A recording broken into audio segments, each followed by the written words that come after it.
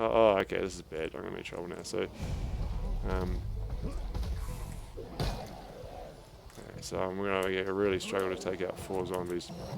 Really, that's way too many zombies. I couldn't swing. See, the problem is I need to see how much limited damage I did there with that one swing. Unfortunately, that is gonna be a few too many zombies. Okay, it's just zombie fest. Oh my goodness. They're everywhere. You can actually also just walk away from zombies. You don't have to run because they're like, they're not super fast ones. But that's way too many. That's always good. Go through forest to lose them. Oh, so okay, this is annoying. It's like 3 zombies in here. Oh no, make that 4. Okay, so this is where you get killed because if those other zombies are still hot on my heels, I'm like trying to get out of that building and into the next building. And, wow, this is a popular neighborhood. I'll be happy if I survive this. Sometimes you just end up walking around a lot trying to. Oh my goodness, more zombies. It is a zombie apocalypse after all. Oh my goodness, look at that. There's a clown zombie there. Yep, yeah, they come.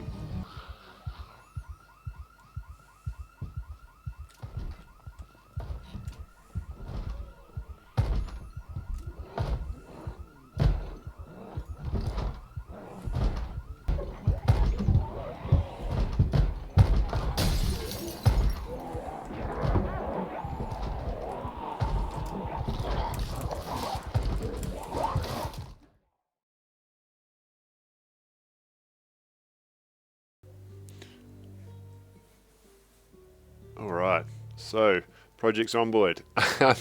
I decided to do a video which may turn into 3 videos, I don't know, kind of in 3 different parts. The first part's going to be on looting, which is, a pretty big part of avoiding zombies and looting and not dying. Second part's going to be on combat and moodles. Moodles is the kind of in-game name for status effects that make a real big difference to how your player does their thing. They're called moodles because there's a wee like emoticon type icon on the side of the screen to tell you where you're at with them. And then part 3 is going to be on bases and longer term survival and base building and that kind of stuff. And I want to just do it with a potentially unfair, fairly biased comparison with MMORPGs, or particularly MMORPGs that lock you into a leveling system in a whole lot of different ways. Different people like different stuff, so it's not a suggestion that this is better. It's just a comparison because I think they're they contrast each other quite a lot. So you sort of got your survival roguelike games like Zomboid and I guess the Long Dark and stuff, and then you got your classic MMORPGs where you're locked into this big leveling system, and like Lost Ark I guess was one that I played recently, and you're often just doing stuff, clicking mindlessly to level up to get something later on, in game. And I was like, a lot of those MMORPGs, everything becomes subservient to the leveling system in some sense. It's like, I remember in Destiny 2, it's like you're doing a hard boss or a difficult area, and you're like, oh, I'll just come back when my gear score's higher, because the game artificially makes you do less damage or whatever. You got all these sort of systems which they don't really require you to get better at combat. Maybe when you reach the end game, where the difficulty level is consistent, it's like, but you're constantly aiming for that end game point, and yeah, I don't know, I don't see there's not the same compelling reason to get better at combat. Limiting that difficult or dangerous content as well means that sometimes the start of them can just really boring. You're just mindlessly clicking away, nothing's difficult, or not very difficult. And then, just in MMORPGs, there's, I'd say, limited or possibly even no sense of danger at all, because you haven't got anything to lose. You die and you just got to walk back to where you were, or, whatever, and now they just make you pay currency so you can instantly revive or whatever. It's like, well, in the long term, it just gets boring, really boring for me. I think survival games like Project Zomboid and The Long Dark really turn that equation on its head. Like Project Zomboid, it's really hard to start with, possibly even more than The Long Dark. It's not like endgame's hard, it's like instantly hard. I think I maybe started 30 characters before I had one that lasted beyond 2 or 3 days on survival mode. That's not even the highest difficulty in Zomboid. So, they're difficult right from the word go. And getting your combat skills good is just fundamentally important. You can't not do that, otherwise you're just going to keep dying all the time. And even when you get good with your combat skills, it's never really good enough. It's just one mistake and it's like, I've got the zombie virus, I'm dead. Well, I'll be dead in 2 or 3 days, my character, because I don't die straight away when you get the virus. So, zombie bites have a 100% chance of giving you giving you the virus in this game. So as soon as you got a bite, you're dead. And also I think although, and I know some people really don't dig this with permanent death games, it's like you've got a real sense of loss when you die, and actually every time you get into a dangerous situation, that potential for loss makes it just way more intense. I'd say way more exciting, because you've kind of got actual danger in a sense because of the loss going on. But also, like, when you do die, and there's a really good Steam guide I was reading the other day on how this game is. This is how you died, which is something you'll see on the loading screen a little bit later when I start a character. And it's like, this is actually kind of what roguelikes and certainly Project Zomboid are. It's like, this is how you died. And it's like, part of that is, where did I go wrong? Which mistakes did I make, in the 30 seconds or minute or so leading up to when I died? And how could I do it differently next time? And I find that quite compelling, despite the frustration of dying, because it is frustrating, but it limits it because you're like, I'll do better next time. And, all of that early game interesting stuff you keep getting to do over and over again, but with quite a lot of variation. The way that Zomboid works is you spawn, and it's a massive map. So, each game is quite different in terms of what you're doing, because, you get different items, and it sort of changes how you play because your goals change depending on what stuff you find earlier on.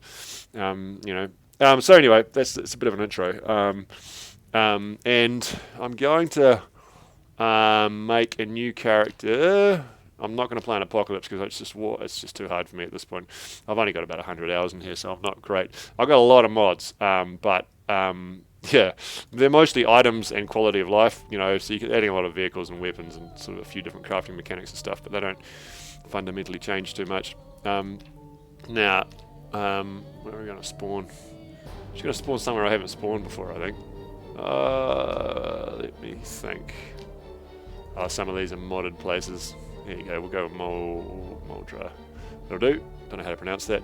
This is loosely based on Kentucky in the States. So there's sort of a few real life locations and stuff. Now, I won't go over the trait mechanics other than to say that you basically start with 8 points, but you really end up picking a lot of negative traits to give you more points to get positive traits, and you can pick occupations as well if you want, which change the type of your character. This is a preset that I've got, so I've got quite a few negative traits but a lot of really important positive traits. Anyway, this is a fairly easy character for someone who's not very good like me. So here we go, we can randomize. Oh, look at that, Mike Lorenzo. I just stick with whatever character I get usually. He looks like a park ranger, eh? This is the occupation for this dude. Anyway, so yeah, I like the way the game starts. The first time I played it, I was like, oh, that's interesting. These are the end times. Okay, it's a zombie apocalypse game. That makes sense. Okay. Oh, there was no hope of survival. Okay. Right, that sounds grim. Okay, well, but I'm going to get really good, so there'll be some hope of survival. And then you're like, oh, this is how you died. Okay. So it's like, all right, fair enough.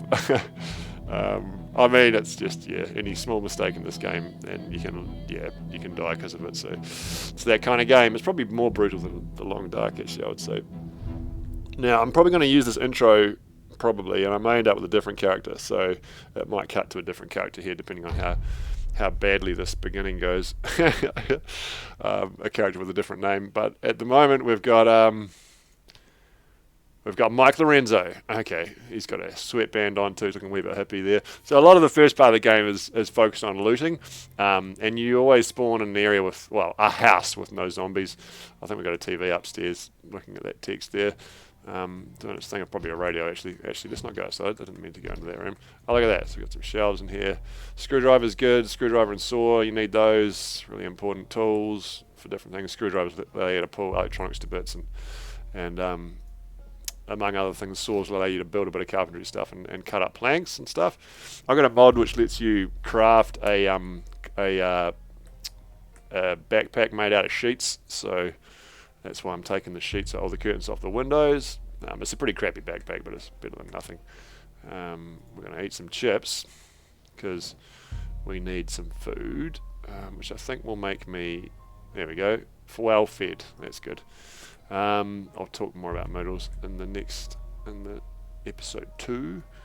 So this stuff, when the power and the water eventually go out, and everything in your fridge just ends up rotting out, so you spend a bit of the and it could go out randomly anywhere between the day 1 and day 30, so you never quite know how it's going to happen.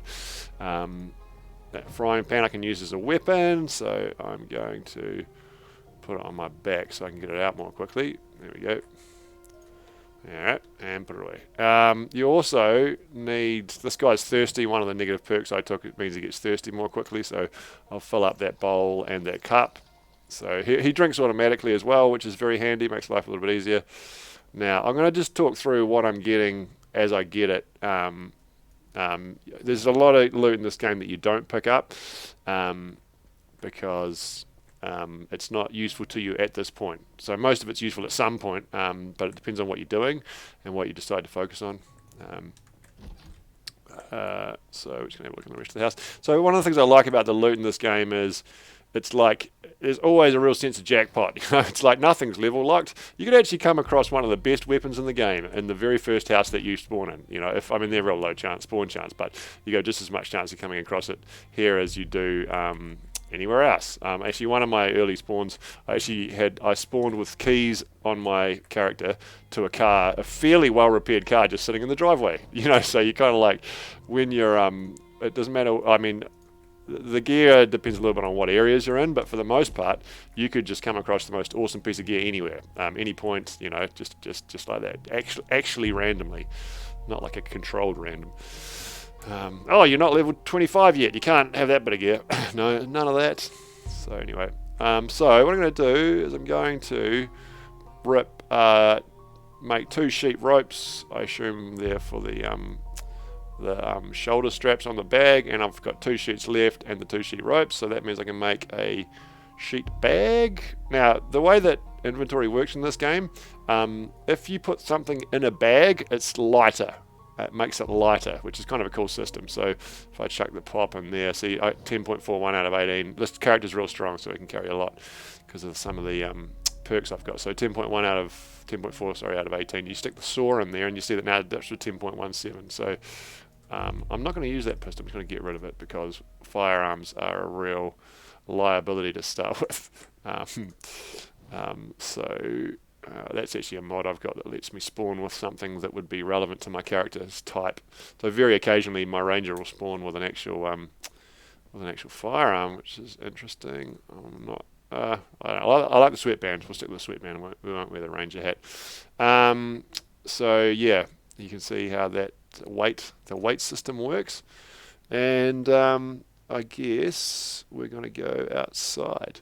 Some of the other things I like about loot is loot does cool stuff. Like you can get things like watches to wear on your character. Digital watches are quite good because you can set an alarm to wake you up in the morning. Oh god, it's misty as heck. Okay, it's going to be interesting.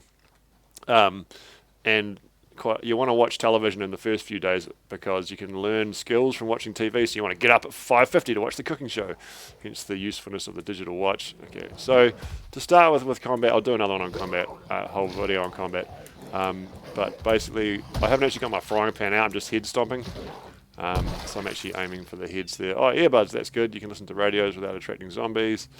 Then we're going to rip those into bandages. We're going to punch them into bandages, actually.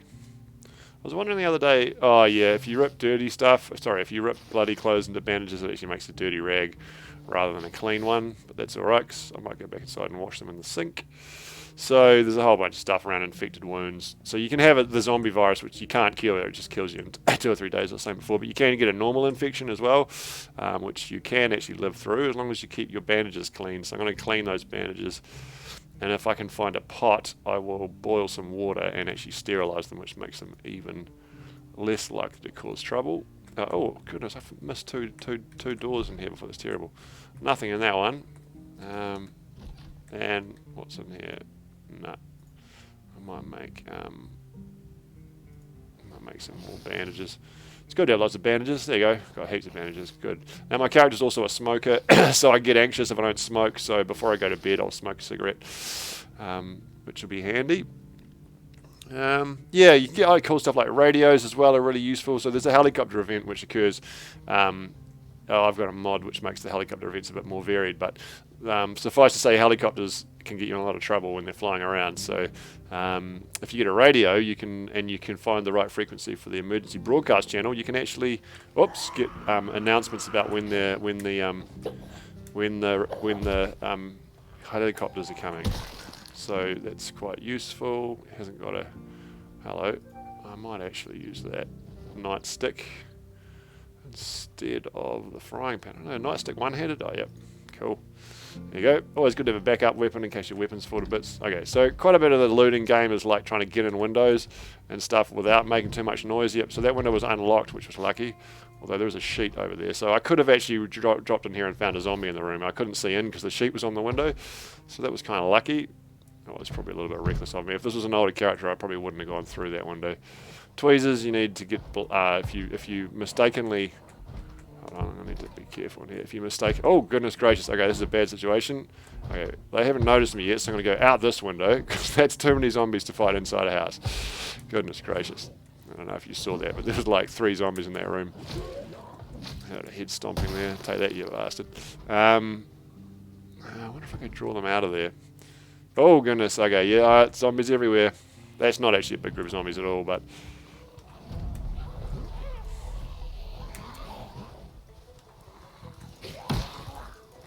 So, combat... Oh, I'll talk about it more later, actually. We'll just wait to the other... Actually, let's do combat later. So I'll do it in my next video. This is about looting, damn it. And it's a quite often early game. It's just it's just a good idea not to get into fights at all, really, for the most part.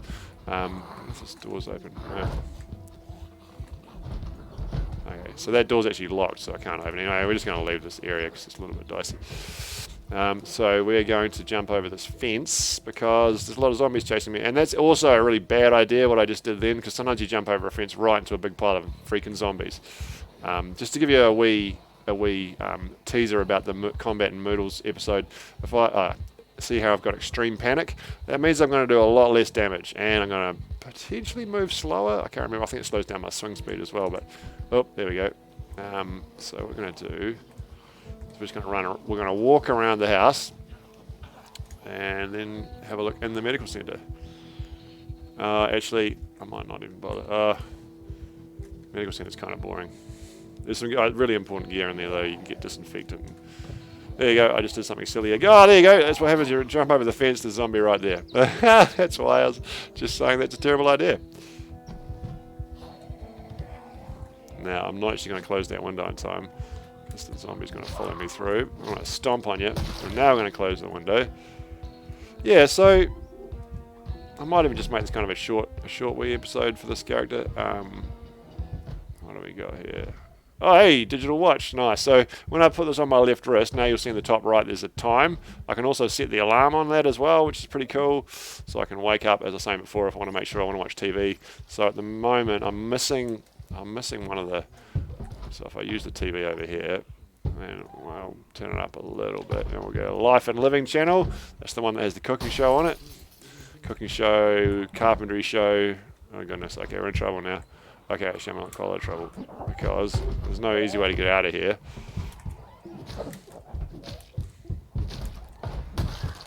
What I could actually do, open that door, push you. Oh god, oh goodness, yeah, so that's how you die in this game, is by being foolish. Occasionally you find car keys and letterboxes.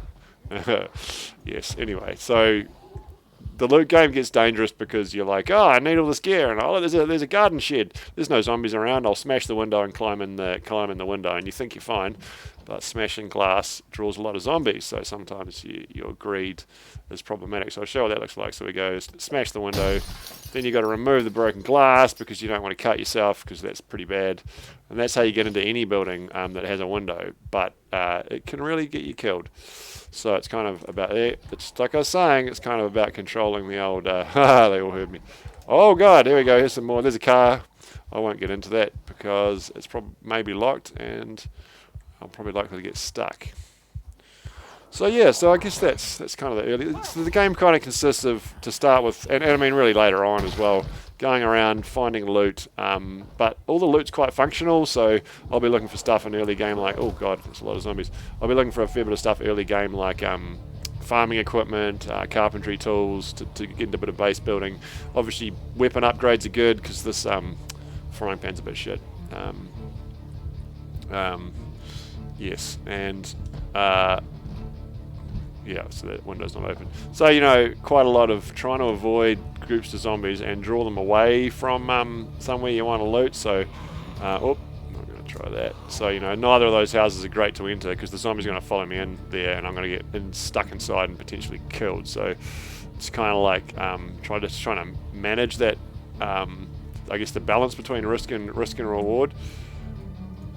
Now, I might get away with being in here. I don't know if those zombies are still watching me or not, but I'm going to start banging on that door in a second, would be my guess. Yep, there they all. Oh, there's one of them anyway. So what I can do here is I can just go, oh, there's a radio. I'll show you how a radio works. Assuming I don't die. Oh, God. Okay, this is going to be it. I think I'm going to die. You can kind of push your way through a certain number of zombies, but there's always a chance you'll fall over. So it's, oh, God, that was pretty lucky. So, you know, I don't know what the chance is. I guess it depends again on how tired and whatever you are, but say you have a 5% chance of falling over, but you push through 10 zombies all in one go. It's a much greater chance you're going to fall over and get eaten. Yeah, so the early game's pretty cool. You know, what loot can I find? And that, depending on what loot you find, it'll often change sort of what you do in the first few days. So, for instance, if I had a lot of good, what's an example? Like if I found a car early on enough, that would change significantly what I'm going to do, because I'll probably drive around, find a base. I might even find a base if I had a car early, or if I knew there was a good base nearby. And then set up an area and then go looking for loot. Whereas at the moment, I'm just sort of wandering fairly aimlessly, just looking for stuff, and you know, the stuff that I need to get my base sorted. But I don't actually know where my base is yet, so or where my base is going to be. So kind of got those different approaches. Yeah. Hello, what's this? All right. Anyway, well, so I might call it there for that first episode, or the first part of this video. So this was just to give you a quick intro into what looting is like. Might better kill these guys. So yeah, one on the ground, then you go hit something the other one. I'll go into that a little bit more detail next time. Look at that, nice Chevy. Should we try and get in there? Oh, it's actually open, and there is no key in here. So I'm looking at the glove box. Sometimes there's keys on the ground, but sometimes there's a zombie around with a key even. Pretty cool. Oh God, that's a lot of zombies. Anywho, I'm like trying to decide whether I should kill off Mike Lorenzo or not, just so you can see what it looks like getting hoarded by large groups of zombies. I know some people play with a mod that makes the zombies fast, like, you know, fast zombies, but I kind of prefer them slow. Anyway, I'm kind of liking Mike Lorenzo, so I think I'm going to keep him alive. So yeah, maybe we'll do the second episode with him. Yeah, so that was meant to be about looting and at least some parts of it that are relevant to the beginning of the game. So I will see you in the next video on combat and Moodles.